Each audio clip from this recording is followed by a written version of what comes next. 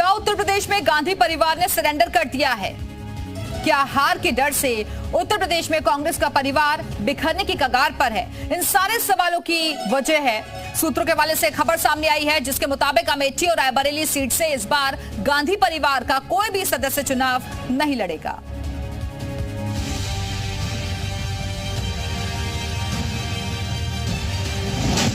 अमेठी रायबरेली की लड़ाई, गांधी परिवार ने दूरी बनाई।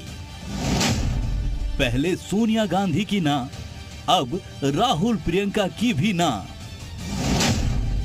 हाथ से निकला अमेठी रायबरेली। गांधी परिवार का गढ़ माने जाते थे अमेठी और रायबरेली, लेकिन वक्त का पहिया घूमा और बरस बदले तो हालात भी बदल गए और नेताओं का मन भी। तभी तो चर्चा है कि अमेठी और रायबरेली से गांधी परिवार का कोई सदस्य चुनाव नहीं लड़ेगा।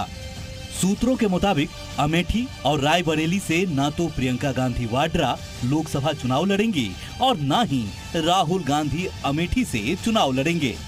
खबर है कि राहुल गांधी सिर्फ वायनाड से ही चुनाव लड़ेंगे और उनके नाम की घोषणा कांग्रेस पहले ही कर चुकी है। कांग्रेस इस बार लोकसभा चुनाव समाजवादी पार्टी के साथ मिलकर लड़ रही है।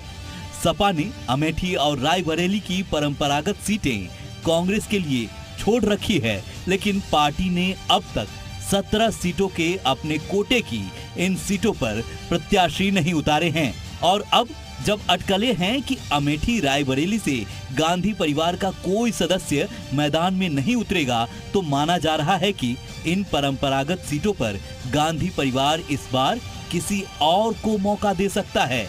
जहां तक टिकट अनाउंस होने की बात है, हमारी केंद्रीय चुनाव समिति की बैठक कल प्रस्तावित है, जिसमें तमाम नामों पर चर्चा होगी। उत्तर प्रदेश के पार्लियामेंट्री बोर्ड ने पहले ही अपनी मीटिंग में दोनों लोगों को अपनी तरफ से चुनाव लड़ने की अपील के साथ स्वीकृति दे दी है। अमेठी और रायबरेली सीट से गांधी परिवार का किनारा करने को कांग्रेस का यह सरेंडर भी माना जा रहा है। दरअसल ये दोनों सीटें कांग्रेस का गढ़ मानी जाती है।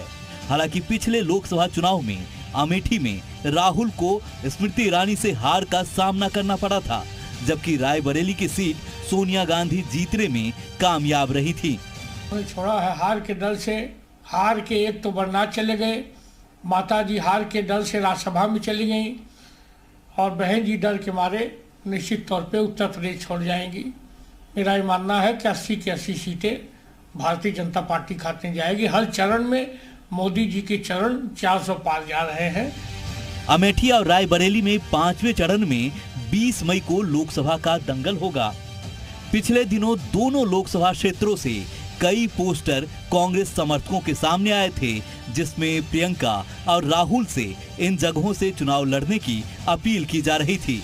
लेकिन जिस तरह की अटकलें सामने आई है, वो यकीनन कांग्रेस कार्यकर्ताओं और समर्थकों का दिल और हौसला तोड़ने वाली है।